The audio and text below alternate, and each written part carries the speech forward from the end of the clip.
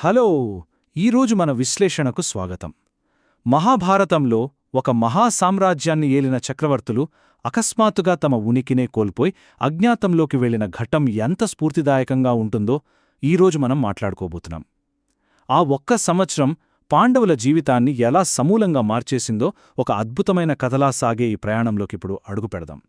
ఇది కేవలం పాత చరిత్ర కాదండి, కాలాన్ని ఎలా జయించాలో, కష్టాల్లో ఎలా నిలబడాలో నేర్పే ఒక ప్రాక్టికల్ లైఫ్ లెసన్.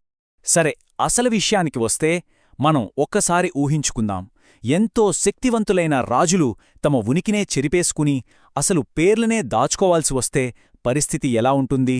ఒక మహాసామ్రాజ్యాన్ని ఏలినవారు తమ ఐడెంటిటీని పూర్తిగా కోల్పోవాల్సి వస్తే ఆ మానసిక సంఘర్షణ మామూలుగా ఉండదు కదా. అజ్ఞాతవాసమని ఈ చీకటి ప్రయాణం అచ్చం అలాంటి ఒక కఠినమైన పరీక్షే. సర్వభోగాలను అనుభవించినవారు ఒక్క రాత్రిలో అనామకులుగా మారిపోయి సమాజంలో ఒక సామాన్యుల్లా కలిసిపోవడమనేది ఊహకందని విషయం. ఇది నిజంగా ఒక నిశ్శబ్ద పోరాటం, తమని తాము దాయించుకునే ఒక మహాయుద్ధం. పాండవులు జూదంలో సర్వస్వం కోల్పోయిన తర్వాత మొదలైన ఈ శిక్షాకాలముందే అదొక సుదీర్ఘమైన అగ్నిపరీక్ష.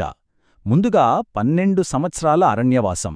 కీకారణ్యంలో ప్రతిక్షణం మృగాలతో, ప్రకృతితో, ఆకలితో సాగిన నిరంతర సమరమది. ఒకప్పుడు రత్నకంబళ్లపై నడిచినవాళ్లు రాళ్లమీద ముళ్లమీద నడవాల్సొచ్చింది. కాని ఆ 12 శారీరక కష్టం ఒకెత్తయితే ఆ తర్వాతొచ్చిన 13వ సంవత్సరం అంటే ఈ అజ్ఞాతవాసం మరో ఎత్తు. అప్పటివరకు అడవిలో ఉన్నా కనీసం వారంతా కలిసి స్వేచ్ఛగా తమ సొంత పేర్లతో ఉన్నారు. కానీ ఇప్పుడు జనం మధ్య తిరుగుతూనే ఎవరికీ తెలియకుండా ఒక నీడలా బతకాలి. ఏ చిన్న తప్పు జరిగినా, ఏ చిన్న ఆనవాళ్లు దొరికినా మొత్తం ప్లాన్ అంతా రివర్స్ అయిపోతుంది. ఈ అజ్ఞాతవాసాన్ని అంత డెడ్లీగా మార్చింది ఒకే ఒక్క కండిషన్. అదేంటంటే ఆ ఒక్క సంవత్సరం పాటు వాళ్లని ఎవ్వరూ గుర్తుపట్టకూడదు. పొరపాటున ఎవరైనా గుర్తుపట్టారా? అప్పటిదాకా పడిన కష్టమంతా బూడిదలో పోసిన పన్నీరే. అవును, మళ్లీ మొదటికొచ్చి మరో 12 అరణ్యవాసం చేయాల్సిందే. ఆలోచించండి, అణువణువునా ఎంత అప్రమత్తంగా ఉండాలి. ఈ ఒత్తిడి ఒక టైం బాంబ్ లాంటిది. పగలు రాత్రి అనే తేడా లేకుండా ప్రతి క్షణం ఎవరైనా గుర్తుపడతారేమోన్న టెన్షన్, నిద్రలో పొరపాటున కలవరించి అసలు పేర్లు బయటపెడతారేమో అన్న భయం. సో ఇది కేవలం దాక్కోవడం కాదు, ఉక్కిరిబిక్కిరి చేసే ఒక విపరీతమైన మెంటల్ ప్రెషర్. గర్వాన్ని వదిలిన రాజులు అతిపెద్ద రహస్య పరీక్ష. ఇప్పుడు మనం చూడబోయే ఈ భాగంలో ఆసక్తికరమైన విషయమేమిటంటే ప్రాణాల కోసం, లక్ష్యం కోసం తమ ఈగోని వారు ఎలా పక్కన పెట్టారు అనేది అర్థమవుతుంది. ఆ ఒక్క సంవత్సరం పాటు వారు పోషించిన పాత్రల వైరుధ్యాన్ని చూస్తే నిజంగా ఆశ్చర్యమేస్తుంది. ఒకప్పుడు ధర్మపీఠమెక్కి న్యాయం చెప్పిన ధర్మరాజు విరాటరాజు కొలువులో కంకుబట్టు అనే పేరుతో కేవలం ఒక సలహాదారుడిగా మిగిలిపోయాడు. తన కళ్ళెదుట తన తమ్ముళ్లనూ భార్యను ఇతరులు అవమానిస్తున్నా ఏమీ చేయలేని దీనస్థితి ఆయనది. ఇక శత్రువుల గుండెల్లో వణుకు పుట్టించే ఆజానుబాహుడు భీముడు వలలుడిగా మారి వంటలవాడిగా పనిచేశాడు. గదపట్టిన చేతులు గరిటె పట్టాయి. ఆ గొప్ప గాంధీవాన్ని పట్టిన మహావీరుడు అర్జునుడు బృహన్నలగా మారి తన పరాక్రమాన్ని దాచుకుని ఆడపిల్లలకు డాన్స్ నేర్పించే గురువయ్యాడు. నకులుడు, సహదేవుడు గుర్రాలు, ఆవుల పేడ ఎత్తుతూ పశువుల కాపురలయ్యారు. అన్నింటికంటే బాధాకరం, అగ్నిలోంచి పుట్టిన మహారాణి ద్రౌపది సైరంధ్రిగా మారి మరొక రాణికి సేవచేసే దాసిగా మారడం. రాజరికపు అహంకారాన్ని పక్కనపెట్టి సామాన్యులకన్నా సామాన్యులుగా బతికిన ఆ తీరు ఒక మనిషి లక్ష్యం కోసం ఎంతవరకైనా తగ్గొచ్చు అని ప్రూవ్ చేస్తుంది. రాజ్యాన్ని పాలించినవాళ్లు ఇలా తమ గర్వాన్నే పూర్తిగా వదిలేశారేంటబ్బా అనిపించొచ్చు. కాని ఇక్కడ మనం అర్థం చేసుకోవాల్సిన ఒక లాజిక్ ఉంది. రాజగర్వాన్ని కోల్పోవడం, మరొకరి దగ్గర పనివాళ్లుగా చేరడమంటే వాళ్లు ఓడిపోయినట్లు కాదు. అసలది ఓటమే కాదు, అది ఆ సమయానికి, ఆ పరిస్థితులకు అవసరమైన ఒక అద్భుతమైన స్ట్రాటజీ.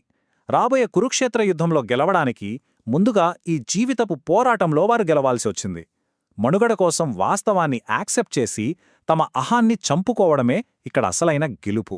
పరిస్థితులు అనుకూలించినప్పుడు వెనక్కి తగ్గడం పిరికితనం కాదండి, అది నెక్స్ట్ పెద్ద స్టెప్ వేయడానికి తీసుకునే బేస్ మాత్రమే. మార్పుతో పోరాటం, పరివర్తనకు ఒక వేదిక. ఈ సమయం కేవలం చీకట్లో దాక్కోవడం మాత్రమే కాదు, తమలో తాము చేసుకున్న ఒక కఠినమైన అంతర్గత యుద్ధం.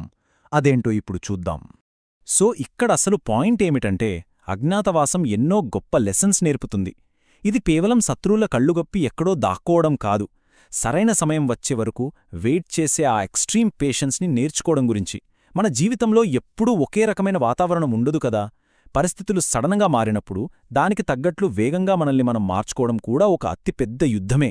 పాండవులు ఆశలు కోల్పోయే ఆ చీకటి రోజుల్లో కూడా తమ లక్ష్యాన్ని ఎప్పుడూ వదిలేయలేదు. ఆ ఒక్క సంవత్సరపు తీవ్రమైన ఒత్తిడి, అవమానాలు వారిని కొంగదీయలేదు. పైగా వారిలో ఉన్న ఈగోని కాల్చేసి వారిని మరింత బలంగా, అజేయంగా తయారుచేసింది.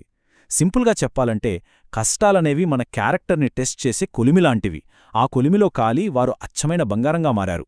కాలం ముందు వంగడం అంతిమ సత్యం. ఇక్కడ్నుంచే వాళ్ల సహనం ఒక అద్భుతమైన, పవర్ఫుల్ విజయంగా ఎలా మారిందో మనం చూడొచ్చు. కాలం ముందు వంగినవాళ్లు చివరికి కాలాన్నే మార్చేశారు.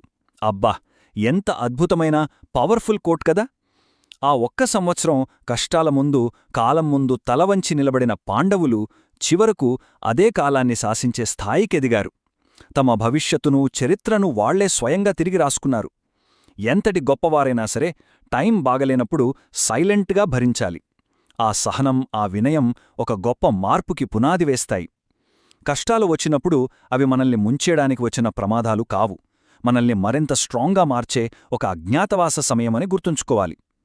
సహనం, మార్పును యాక్సెప్ట్ చేయడం ఎంతటి మిరాకిల్స్ని క్రియేట్ చేస్తాయో ఈ ప్రయాణమే ఒక బెస్ట్ ఎగ్జాంపుల్. ఈనాటి మన విశ్లేషణ మనందరికీ ఒక గొప్ప స్ఫూర్తినిచ్చిందని ఆశిస్తూ ఇలాంటి మరో ఇంట్రెస్టింగ్ టాపిక్తో మళ్ళీ కలుద్దాం.